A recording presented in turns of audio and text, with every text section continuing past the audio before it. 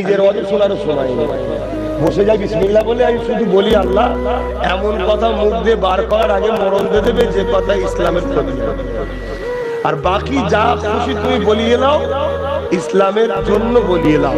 কারণ আমার কথা আল্লাহর হুকুম ছাড়া বেরোতে,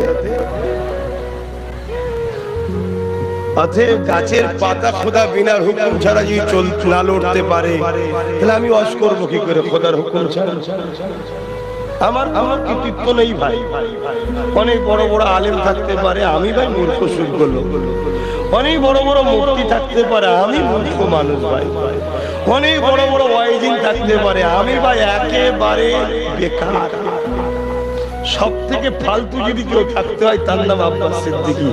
তবে আমার বিশ্বাস নবীর মেম্বারে বসে বিসমিল্লাহ বলে যখন শুরু করি আল্লাহ বলিয়ে নেয়, সে ভারতে হোক আর ভারতের বাইরেই হোক, বলিয়ে আল্লাহ নেয়।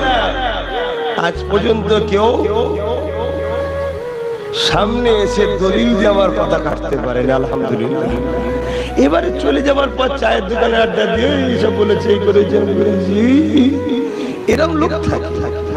ও খদ্দের না থাকলে মানায় ঠিক না? ঠিক, কেন বিরোধীটাও একটা কিন্তু প্রচারের মাধ্যম।